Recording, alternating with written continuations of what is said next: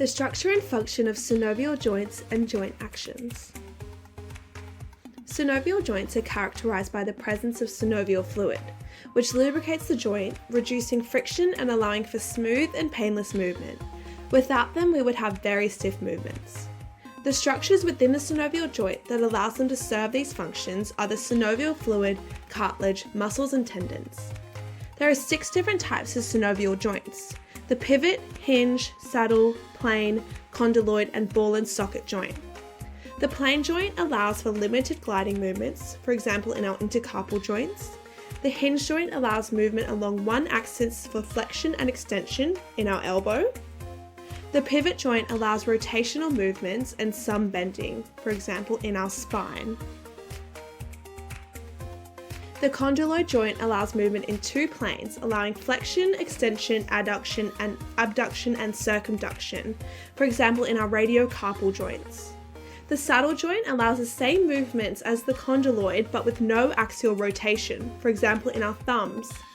And finally, the ball and socket joint allows rotational movement through all 3 body planes, for example in our hips. Synovial joints serve 2 main functions: movement and stability. Key components facilitating movement include the synovial fluid, cartilage, and muscles or tendons. Synovial joints prevent stiff and limited body movement and contribute to stability maintained by the joint capsule and ligaments. Joint actions occur through 3 different planes: the sagittal plane, which passes through the body from front to back, the transverse plane, which passes through the body in a line parallel to the floor, and the frontal plane, which passes through the body from left to right. Flexion is when the angle between 2 body segments decreases across the joint, and extension is when the angle increases across the joint. Abduction is when the body part is moved away from the center line, and adduction is when it is moved towards the center line medially. Circumduction is when the distal end of a limb has circular movement moving 360 degrees, and rotation is where the body part is twisted and occurs on the transverse plane. Joint-specific actions.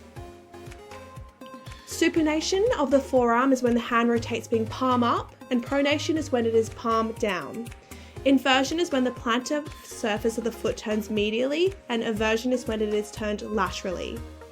Plantar flexion is when the toes and the ball of foot flex downward, and dorsiflexion is when it flexes upwards superiorly. Joints are crucial for enabling body movement and flexibility in the human body. Joints also provide stability and support, helping to maintain the body's structural integrity and preventing injuries during physical activities. Next time you stretch, walk, or even high-five a friend, take a moment to appreciate the incredible complexity. Created using Powtoon.